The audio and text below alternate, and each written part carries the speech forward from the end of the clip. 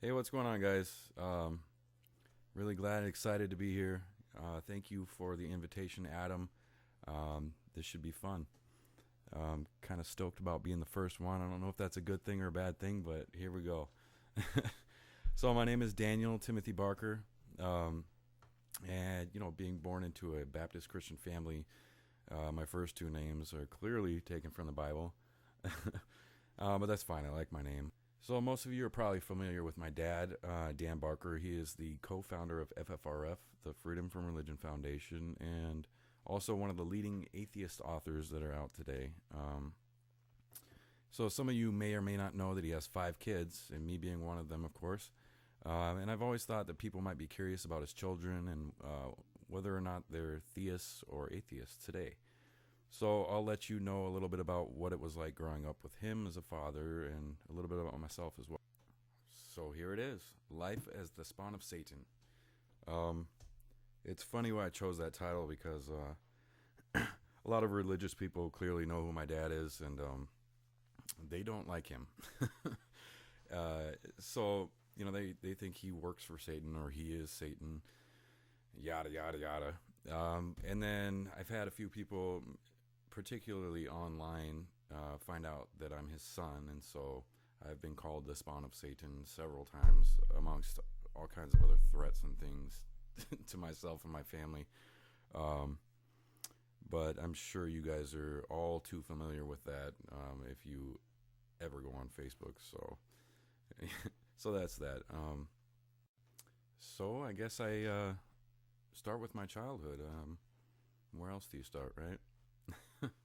I was born an atheist, but I was born into a Baptist Christian family, and that changed really quickly. So I became a Baptist Christian.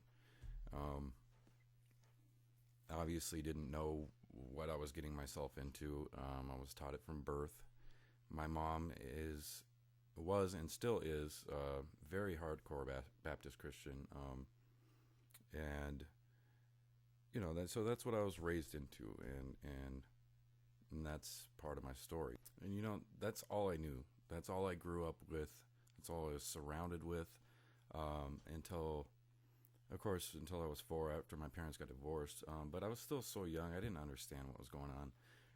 So I was a full blown Christian as far as I knew in my own head. As far as I was allowed to know, I was a Christian. And a lot of it was fun. I'm not gonna lie. There was a lot of fun parts about it.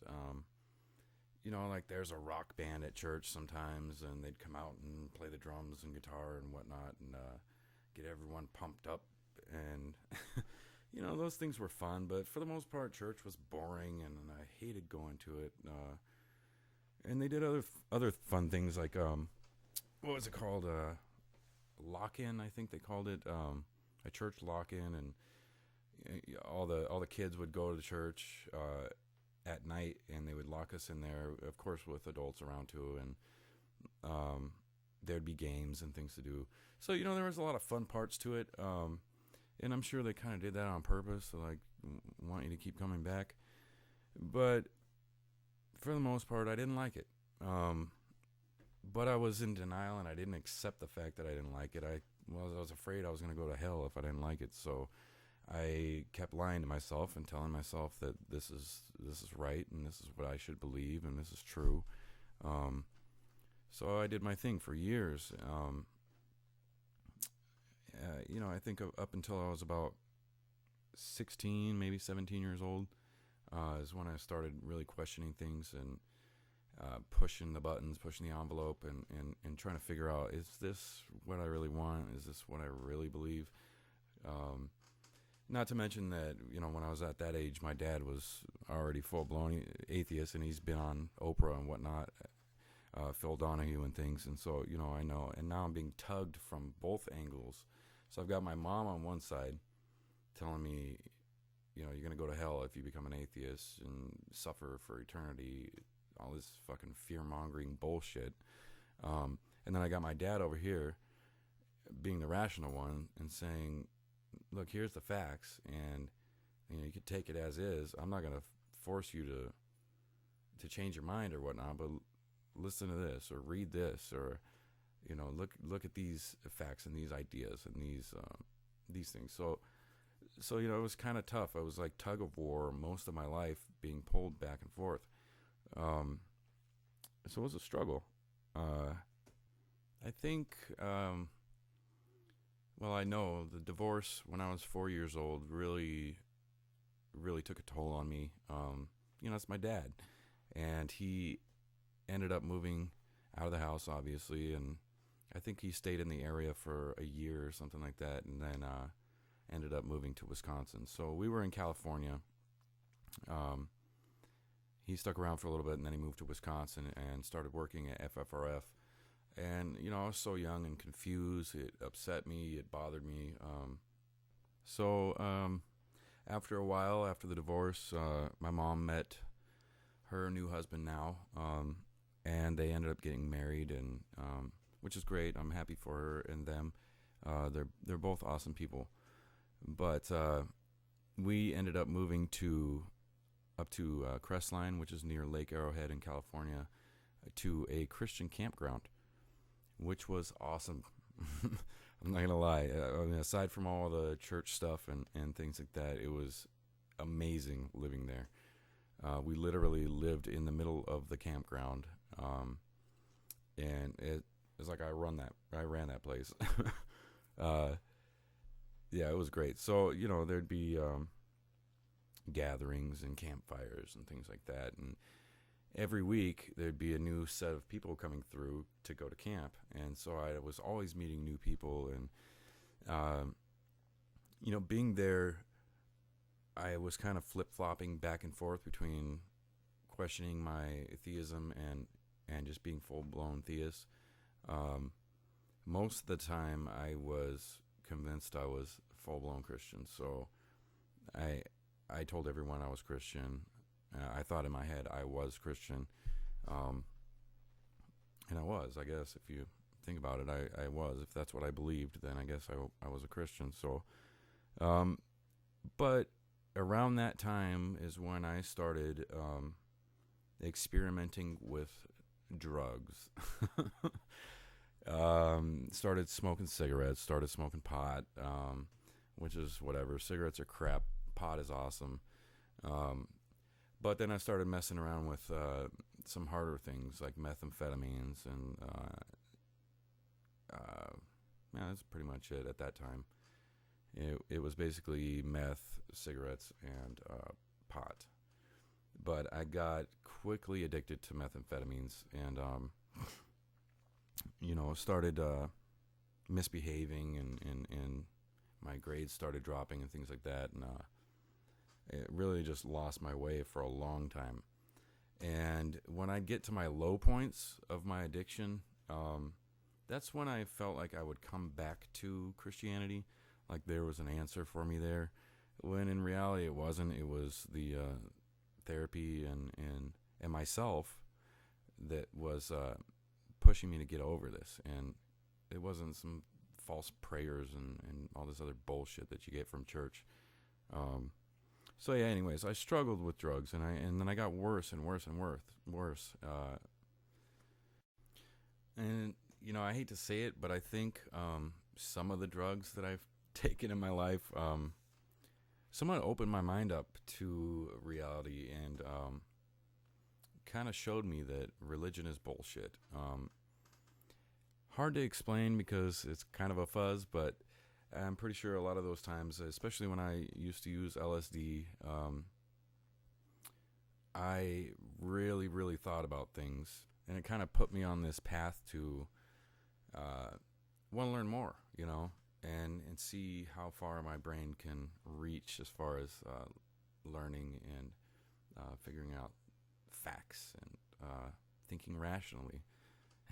I know that sounds ironic because you're on drugs. I guess you can't think rationally on drugs, but in a sense, they somewhat helped, if that makes sense. Some of you can probably agree. But anyways, at the same time, I would hit my low points, and it kind of pushed me back to religion. I felt like there was a cure for me there.